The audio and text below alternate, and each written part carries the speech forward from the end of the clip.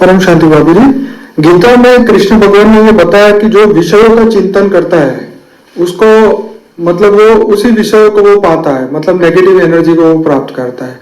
तो इसका मतलब ये हुआ जिसको हम जिसके बारे में सोचते हैं, जिस एनर्जी के बारे में हम सोच रहे हैं वही एनर्जी हम प्राप्त कर रहे हैं। सही बात है।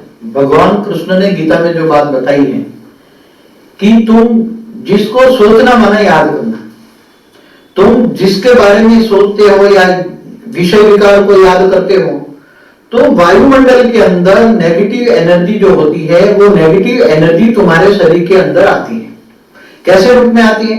नेगेटिव एनर्जी तुम्हारी सोचने से, तुम्हारा जो ओरा है नेगेटिव सोचने से, विषय विकार सोचने से, विषय विकारों को याद करने से तुम्हारा ओरा है नेगेटिव ब्लैक बनेगा, और नेगेटिव ब्लैक ओरा बनने से तुम्हारे वायुमंडल के अंदर ब्लैक कॉस्मिक जो पड़ी है वो ब्लैक कॉस्मिक तुम्हारे ओरे के अंदर आएगी, और वो ब्लैक कॉस्मिक तुम्हारे ओरे के अंदर से थ्रू तुम्हारे कारण शरीर में आएगी, और कारण शरीर के अंदर से आके सूक्ष्म शरीर में आके तुम्हारे अंदर नेगेटिव वासना और बढ़ती जाएगी और बढ़ती जाएगी, और एक दिन तुम नेगेटिव शैतान बन जाओगे। इसी तरह भगवान कृष्ण ने यह भी कहा है कि तुम जिसको याद करोगे उसी को पाओगे। अगर तुम पॉजिटिव याद करते हो, किसी को, देवताओं को याद करते हो, अच्छी सोच रखते हो, कोई लोगों के लिए सुख देने का कार्य करते हो, अच्छा कार्य सोचते हो, तो तुम्हारे अच्छाई के लिए जो सोचते हो तो तुम्हारा तुम्हारा ओरा जो है ब्लू बनता है। ओरा कैसे बनता है? तुम्हारी सोच से ओरा बनता है।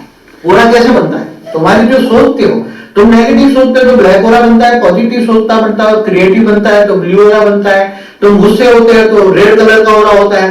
तो ब्लू कलर का ओरा वायुमंडल से ब्लू कॉस्मिक पावर लाएगा और तुम्हारे अंदर अच्छा कार्य कराने की क्षमता आएगी, और तुम जो अच्छा कार्य जो सोच रहे हो वो प्रैक्टिकल में एक दिन अच्छा कार्य करोगे और अच्छे इंसान बन जाओगे। इसलिए उन्होंने ये भी कहा कि इससे बुद्धि भ्रमित हो जाती है और आत्मा का सर्वनाश हो जाता है।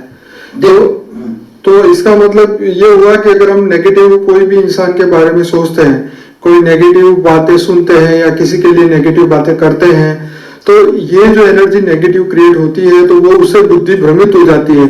सत्य असत्य में वो डिफरेंट नहीं कर सकता वो इंसान, और आखिरकार उसका सर्वनाश हो जाता है। ऐसा कृष्ण ने गीता में बताया। जो भगवान ने ऐसा कहा है, और हम जनरल में भी ऐसे कहते हैं कि संग का रंग, जो नेगेटिव आत्मा है, जो नेगेटिव सोच करता है, नेगेटिव कार्य करता है, विषय विकारों में लुप्त है, ऐसी आत्माओं का तुम संग करोगे तो केवल उसको याद करने से, तुम उसको जब उसको तुम्हारी आत्मा, तुम उसको मन से भी तुम याद करते हो तो उसकी नेगेटिविटी, उसकी आत्मा में जो नेगेटिविटी पड़ी हुई है वो नेगेटिविटी तुम्हारी आत्मा में आ जाएगी।